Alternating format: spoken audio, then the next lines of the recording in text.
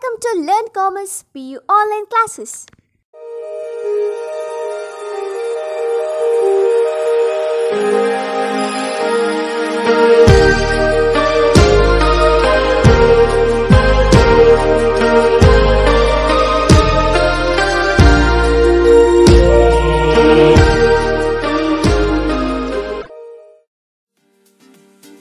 Don't forget to like our video and subscribe our YouTube channel for all the updates. Hello students, welcome to First PUC Business Studies online classes. Students, in the previous class we have completed, that is public corporation, departmental undertaking, isn't it? Those parts being completed, and we have analyzed the meaning of a government company, being the third category of public sector enterprise or public sector undertaking. Government company is the third type, isn't it? Third form. So here, government company, I told you, minimum of 51% of capital or more than that, that's paid up capital of the government company should have been subscribed by the government, isn't it? 49% should have been can be invested by the private or the public, isn't it? But 51% or more of the paid up capital should have been contributed by the government.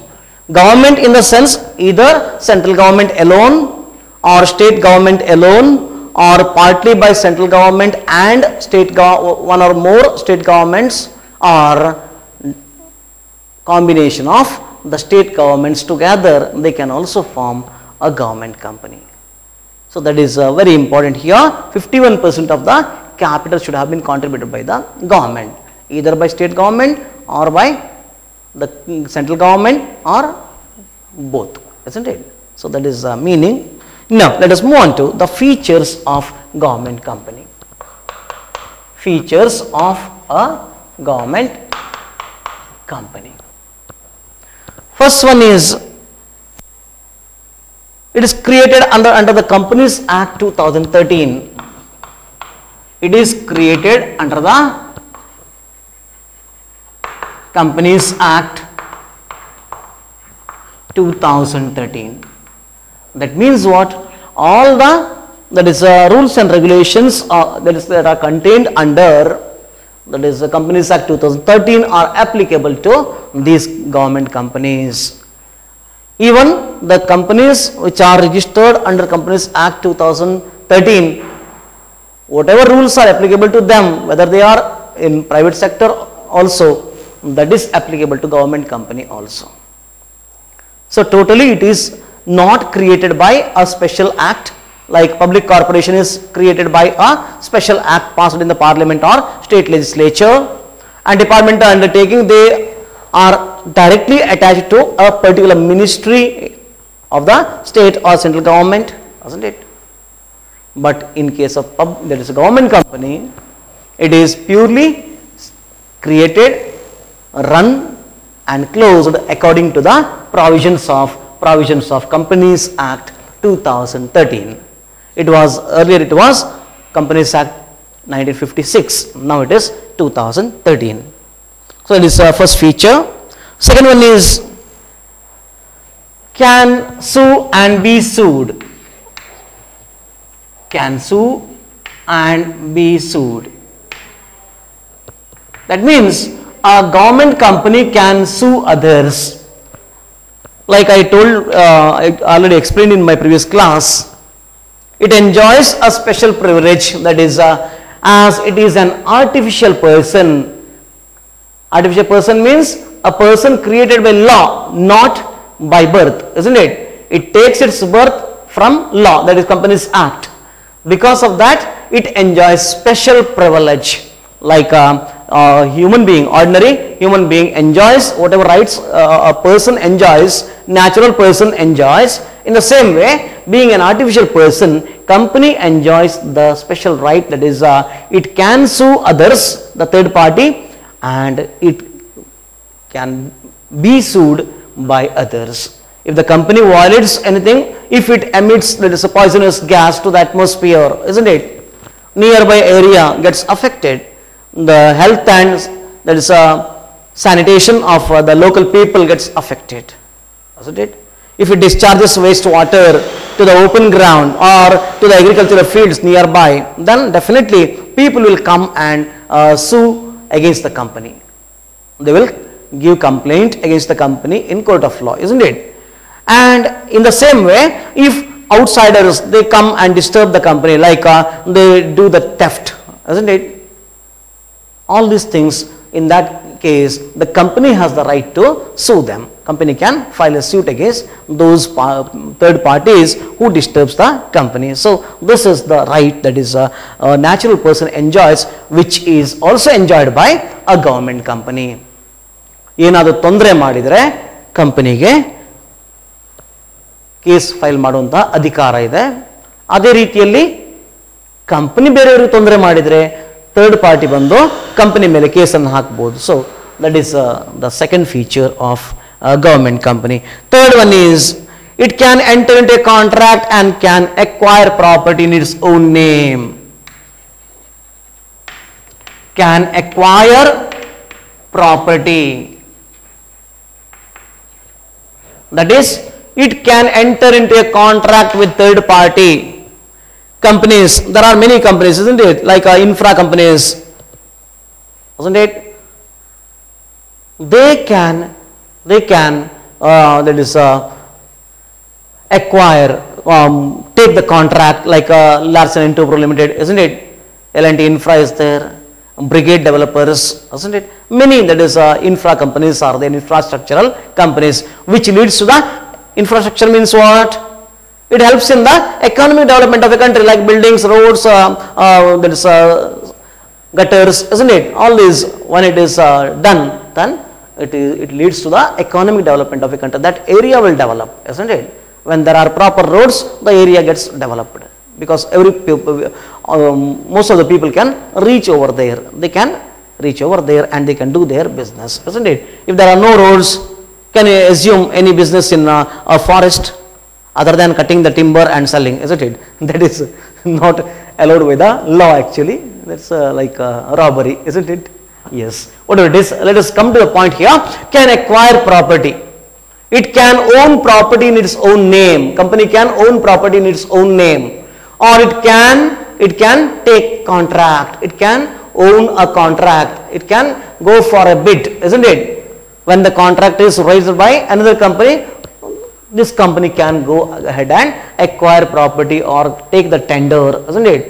So that is, it can participate in the tender bid, isn't it? Tender, and it can acquire property in its own name. That is another feature of that is, like we people can acquire property, we can buy land, we can sell land, all these things we can do being natural persons, isn't it? ನಾವು ಒಂದು ಮನೆ ತಗೊಳ್ಬಹುದು, ಜಾಗ ತಗೊಳ್ಬಹುದು, ಕೃಷಿ ಭೂಮಿ ಅಥವಾ ಕೃಷಿಯೇತರ ಭೂಮಿ ಯಾವುದನ್ನು ಕೂಡ ನಾವು ತಗೊಳ್ಳಿಕ್ಕೆ ಅರ್ಹರು. ಕೃಷಿ ಭೂಮಿ ತಗೊಳ್ಬೇಕಾದ್ರೆ ಕೃಷಿಕನೇ ಆಗ್ಬೇಕಂತಿತ್ತು, ಕೃಷಿಕರ ಮಕ್ಕಳಾಗಬೇಕಂತಿತ್ತು ಅಲ್ವಾ ಮೊದಲು. ಈಗ removed. This year it has been removed. Anyone can buy agricultural land, isn't it? So now there is some sort of momentum. There is an increase in the demand for land. People used to buy the land. ಮಧ್ಯದಲ್ಲಿ ಏನಾಗಿತ್ತು? ಯಾವುದಿಲ್ಲ, no movement at all, because law prevented people who are not agriculturists, isn't it, to buy agricultural land.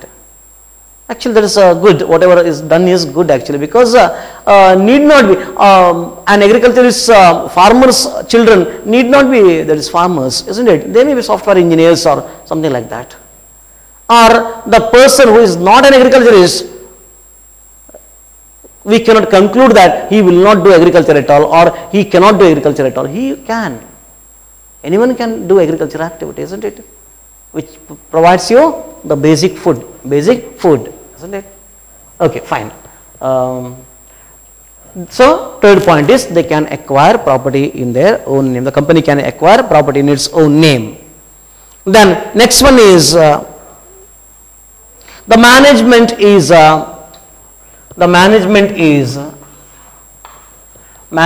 of government company is in the hands of that is a board of directors, or it is managed according to the provisions of the Companies Act, provisions of Companies Act, that is 2013, isn't it? Provisions of Companies Act 2013 that is applicable for running or operating the company, government company. So that is another feature. Fifth one is the employees are appointed according to the rules and regulations of the company. Employees are not civil servants. Employees are not civil servants. Like in a corporation, public corporation, isn't it? They are not civil servants, but they are governed by the special act passed in the parliament or state legislature. In the same way here, employees are not civil servants and they are governed by the Companies Act 2013. Especially, there are two main important documents of a joint stock company. Can you name them? Memorandum of Association and Articles of Association. This is called bylaw of the company, which contains the rules and regulations of the company, isn't it? So, employees are governed by the Articles of Association, which explains the internal relationship of the company. Memorandum of Association explains the relationship of the company with outsiders. That is like suppliers, creditors, isn't it? Or general public, government, all these people who interact with the business. The relation between the company and the outsiders, that is explained in the Memorandum of Association. Then Articles of Association is a bylaw of the company. Bylaw means which contains the rules and regulations or which defines the internal relationship in the company, that is employees and management, management and the employees themselves, management themselves, like that, isn't it? ನೌಕರರು ಮತ್ತೆ ಆಡಳಿತ ಮಂಡಳಿ ಅವರ ಮಧ್ಯದಲ್ಲಿರುವಂತಹ ಏನು ಸಂಬಂಧ ಇದೆ ಅದನ್ನು articles of association ಅಲ್ಲಿ ನಾವು ನೋಡಬಹುದು. ಲಿಖಿತ ಕಟ್ಟಳೆಗಳು ಅಲ್ವಾ, ಅಲ್ಲಿ ಎಲ್ಲ ರೂಲ್ಸ್ ರೆಗ್ಯುಲೇಷನ್ಸ್, ಯಾವ ರೀತಿಯಲ್ಲಿ ಒಬ್ಬ ಎಂಪ್ಲಾಯಿಯನ್ನು ಅಪಾಯಿಂಟ್ ಮಾಡಬೇಕು, ಯಾವ ರೀತಿಯಲ್ಲಿ ಅವನನ್ನು ಟರ್ಮಿನೇಟ್ ಮಾಡಬೇಕು, ಯಾವ ರೀತಿಯಲ್ಲಿ ಪ್ರಮೋಷನ್ ಕೊಡಬೇಕು, ಎಲ್ಲವನ್ನು ಅಲ್ಲಿ ಡಿಫೈನ್ ಮಾಡಿರ್ತಾರೆ. This contains everything that is regarding the internal administration or management of the company, internal management of the company, which explains the relationship of the people working in the company, within the organization. So that is Articles of Association. So here, employees are not civil servants, they are not governed by civil service rules, but they are governed by the Memorandum of Association and Articles of Association, which is prepared by the company itself, isn't it? So that is, these are the 5 features of there are 2 more, let us analyze those also. They are exempted from accounting and audit practices. Exempted means there is no compulsion, isn't it? Exemption from accounting and audit practices,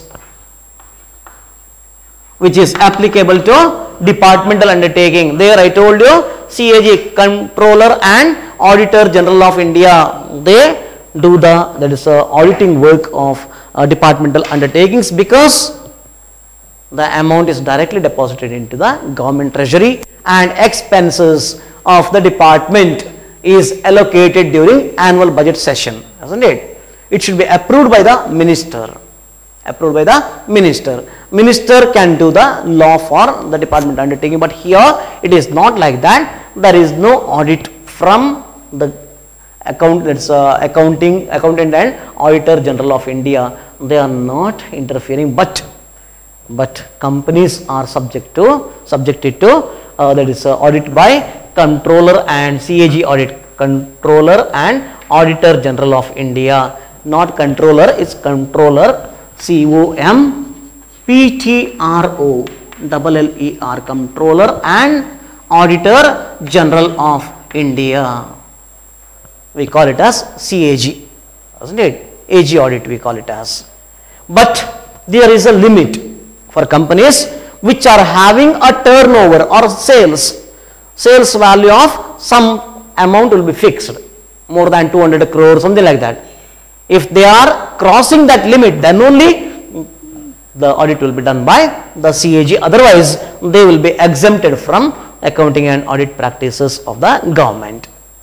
But in case of department undertaking, it is applicable even if the sales are very less also, even then there will be accounting and audit practices as prescribed by the government, that is a CAG, isn't it? So that should be followed, but in case of government company, it is not like that. If the turnover or the total sales revenue increases a certain limit, then only they come under that jurisdiction. Otherwise, there is no audit for these companies by the government. But they will do their own practice. They will have the audit practice within the organization that is framed by the management itself. ಕಂಪನಿಯ management ಏನಿದೆ ಅವರೇ ಒಂದು rules and regulations ಮಾಡ್ತಾರೆ. ಯಾವ ರೀತಿ ಅಕೌಂಟಿಂಗನ್ನು maintain ಮಾಡಬೇಕು, ಯಾವ ರೀತಿ ಆಡಿಟ್ ಮಾಡಬೇಕು, ಇದನ್ನೆಲ್ಲ ಅವರೇ ಡಿಸೈಡ್ ಮಾಡ್ತಾರೆ. ಅದೇ ರೀತಿಯಲ್ಲಿ ಅದು ಆಗ್ತದೆ. ಸರ್ಕಾರ ಅದರಲ್ಲಿ ಇಂಟರ್ಫಿಯರ್ ಆಗೋದಿಲ್ಲ. So that is about the next point. Last one is the government company obtains its funds from government shareholdings and other private shareholders. So funds are given by the government. How? That is 51% or more, isn't it? Minimum 51% should have been invested by the government. Then what about the rest? Maybe publics, isn't it? Or private people. So these people, all of them, they invest in the government company. The capital of government company contains the amount that is paid by the government, isn't it? That is funded by the government, minimum of 51%, either by central government alone or by state government alone or partly by central government and a state government or two or more state governments, isn't it? So plus the amount contributed by the private people or the public, isn't it? General public. So that is the capital of government company. So these are the 7 features of that is a government company. Let us move on to the merits, advantages. Let me take up here.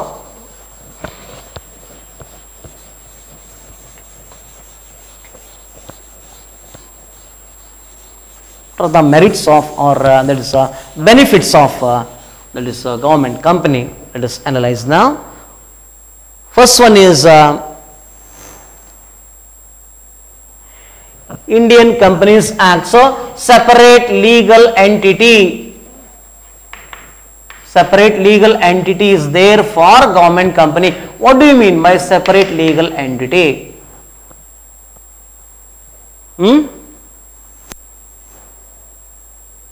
Separate act of parliament is not required for it. No act is required, no special act is required for the establishment of that is government company, because only in case of corporations we need a special act. To start any corporations we need special act, but government company no special act is required, and again it enjoys a separate legal entity, that is identity of government company. When you speak about MRPL, Mangalore Refineries and Petrochemicals Limited, Mangalore Chemicals, MCF, isn't it? Or it's Mangalore Chemicals and Fertilizers Limited, isn't it? Then Mangalore Refineries and Petrochemicals Limited, MRPL. Then maybe any company like Hindustan Aeronautics Limited, HAL, or Bharat Electronics Limited, Bharat Heavy Electricals Limited. These are all examples for government companies, isn't it? Yes. Now, here separate legal entity means the identity of a company. Like we people have different names to identify us, isn't it? In the same way, companies will have their own names. And when I speak about Hindustan Aeronautics Limited, Bangalore, isn't it? Bharat Electronics Limited, Bangalore. And if I speak about Mangalore Refineries and Petrochemicals Limited, Mangaluru, isn't it? Mangalore or Mangaluru. Now it is Mangaluru, isn't it? So we can think of that company, we can have a vision regarding that company in our mind immediately. When I speak about someone, maybe, isn't it, Shalamit or Shweta Nayak, isn't it, then you will have your own identity. In the same way here, every government companies, they will have their own identity. So we can separate them and we can, because as they are that is artificial persons created by law. As they are created by law and they are artificial persons who enjoys the same rights and privileges of a natural person, a company has a separate legal entity and no separate act is required to start a government company. It can be started as per the provisions of Companies Act 2013, right? Yes. So that is first advantage. Second one is first one is no special act is required. Second one is separate legal entity or identity. The same point I have clubbed together here. I will separate it now. Separate legal entity here. First one is no special act is required to form a government company, isn't it? So separate legal identity, I already told you, it has its own existence. It can sue and be sued, isn't it, in its own name. And it can acquire property in its own name. It can enter into contracts, isn't it? So that is the second advantage. Third advantage is it enjoys autonomy in all management decisions. Autonomy or flexibility, like a public corporation enjoys financial independence, isn't it? And again, there is independence regarding decisions. No need to wait for the decision to be sanctioned by, that is the ministry or the government.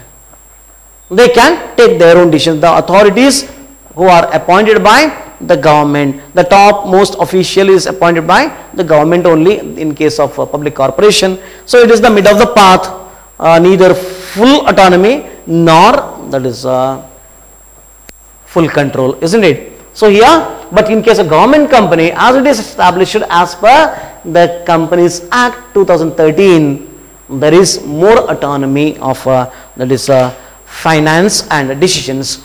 The governing board, though it is some representatives will be there from the government, but still there will be more autonomy in case of government company, or flexibility of operational flexibility and financial flexibility. ಆ ಹಣವನ್ನು ಖರ್ಚು ಮಾಡುವಂತಹ ಒಂದು ಸ್ವಾತಂತ್ರ್ಯ ಏನಿದೆ ಅದು ಅಲ್ಲಿಯ ಅಧಿಕಾರಿಗಳಿಗಿರ್ತದೆ. ಆಮೇಲೆ ಏನು ಆ ಸಂಸ್ಥೆಗೆ ಸಂಬಂಧಪಟ್ಟ ಏನು ನಿರ್ಧಾರಗಳನ್ನು ತೆಗೆದುಕೊಳ್ಬೇಕಾ ಅದನ್ನು ಕೂಡ ಆ ಸಂಸ್ಥೆಯ ಅಧಿಕಾರಿಗಳೇ ತಗೊಳ್ಳಿಕ್ಕೆ ಸಾಧ್ಯ ಆಗ್ತದೆ. ಅದಕ್ಕೋಸ್ಕರ ನಾವು ಸರ್ಕಾರದ ಮಂತ್ರಿಗಳ ನಿರ್ಧಾರವನ್ನು ನಾವು ಕಾಯಬೇಕಾಗಿಲ್ಲ. ಅದಕ್ಕೋಸ್ಕರ ನಾವು ಕಾಯಬೇಕಾಗಿಲ್ಲ. ನಾವು ನಿರ್ಧಾರವನ್ನು ತಗೊಂಡು ನಮ್ಮ ಸಂಸ್ಥೆಯನ್ನು ನಾವು ನಡೆಸ್ಕೊಂಡು ಹೋಗಲಿಕ್ಕೆ ಸಾಧ್ಯ ಆಗ್ತದೆ. So that is about the third benefit, that is merit of government company. And they provide goods and services at reasonable prices.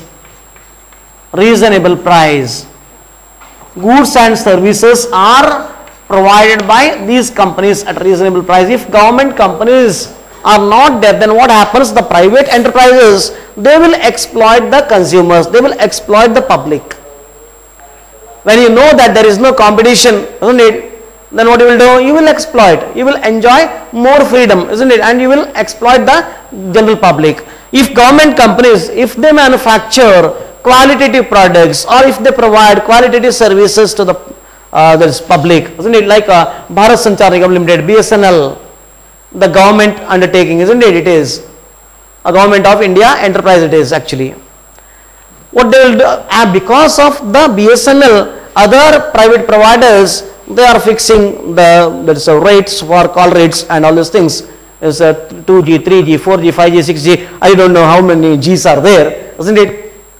Otherwise, you should have paid more than what you are paying now.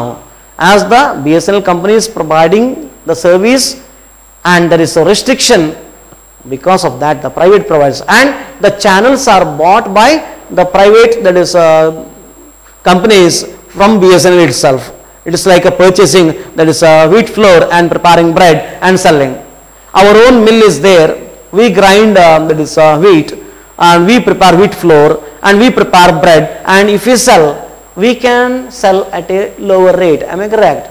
If someone purchases the wheat flour from us and prepares bread, can he compete with us? No, because suppose wheat price is 30 rupees per kg, wheat flour is maybe 50 rupees per kg. In between we will earn around 10 rupees as profit. Now we are selling this wheat flour to prepare bread, isn't it? By using 50 rupees worth, that is wheat flour, we may prepare 100 rupees bread, isn't it? Here the profit margin is 40 suppose, or 30 rupees profit. Okay, 30 rupees profit. Now the person who manufactures wheat flour also, then he can earn 40 rupees. Others, they can earn maximum of rupees 30, not more than that. Am I correct? So who will get benefit? The person who manufactures, that is wheat flour also, along with bread, isn't it? So he can sell at a cheaper rate. In the same way here, BSNL, it has satellite, it sells some channels to, that is other providers, isn't it? Private, that is participants. They have to pay money to BSNL, then they have to provide service. So because of that, at what price BSNL provides, they have to pay nearer to that. If they provide service at a higher rate, then people may not accept it, isn't it? So that is there. So here reasonable price means these public sector, that is undertakings, the government companies, they manufacture good quality products at a cheaper rate, and when it provides the goods and services at reasonable price, then it is the benefit for the consumers or the society, isn't it? Moving on to the dark side.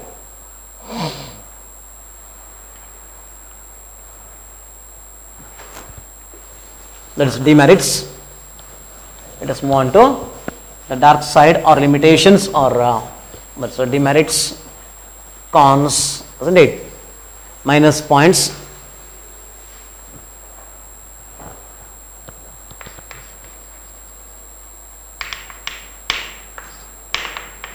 In exam, if you write simply side headings, friends, you won't get marks, remember. Because some points you must give explanation for each of the points, and some points if you write simply the side heading, then it will not give any meaning at all. Definitely will score 0. Business studies paper, writing art should be there. You should stick on to the explanation given in the reader and the notes provided to you. That will help you. If you think I will remember all the side points and I will write, you won't get any score in exam. Remember this. Make sure of it. For a question of 1 mark, you can write in one sentence, full sentence, one full sentence you can write. And there are no like fill in the blanks, match the following, all these things are not there. Okay. You will have full question of 1 mark. 3 or 4 items are there, where in section A, for 1 mark, you need to write that is true or false, maybe 1, and fill in the blanks 1, and select from the options given.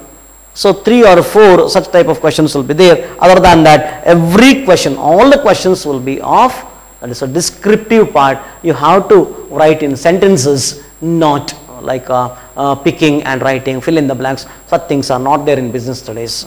So you should be very careful while writing. And whatever is required, that should be written.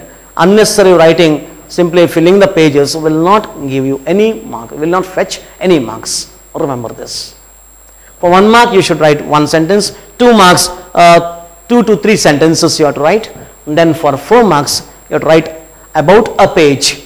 about a page, and for 8 marks you have to write minimum 2 pages you have to write. What to write? If you ask, question will tell you what to write, isn't it? They will ask you the questions in such a way that you will be in a position to write at least 1 page or 2 pages like that. So be careful about these things. Now let us move on to the demerits. First one is as the government companies, in some companies there are no outside shareholders or the public. The entire amount is contributed by the government. Then what is the use of provisions of Companies Act? When the entire amount is contributed by the government, isn't it? And there is no public participation, then whatever the government does, that will be final. Am I correct? They need not have to worry about the Companies Act and all these things. Some procedural formalities they have to follow, but other than that, everything will be the decision of the government. So pure, that is government companies will not adhere to the rules and regulations of this Companies Act. Then second one is it evades constitutional responsibility. They are not answerable to the Parliament. Not answerable to the Parliament.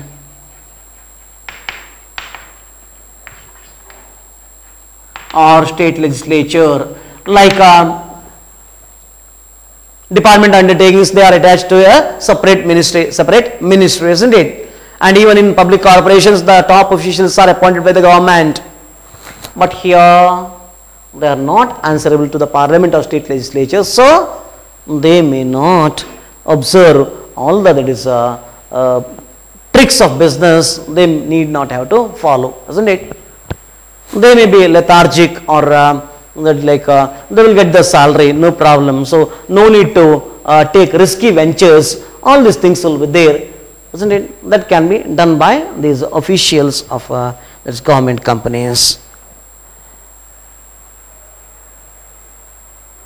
Then third one is the management and administration rests in the hands of the government. Management and administration lies in the hands of government. As I already told you, the companies which are solely financed by the government, in such cases there is no chance for public to speak, isn't it? Because it is totally funded by the government. ಸರ್ಕಾರದಿಂದ ಪೂರ್ತಿ ಹಣವನ್ನು ಹಾಕಿದಾಗ ಏನಾಗ್ತದೆ? ಸಾರ್ವಜನಿಕರಿಗೆ ಮಾತಾಡಲಿಕ್ಕೆ ಅವಕಾಶ ಉಂಟಲ್ಲಿ ಇಲ್ಲ. ಸರ್ಕಾರ ಏನು ಮಾಡ್ತದೆ ಅದನ್ನು ನಾವು ಸುಮ್ಮನೆ ಕೇಳ್ಕೊಂಡು ಹೋಗಬೇಕಾಗ್ತದೆ. So that is the third, that is demerit of government company. With this, your types of forms of department, that is public sector undertakings comes to an end. I'll move on to the next part, not next chapter, next concept under this, that is changing role of public sector, in the next class. Take down assignment. Write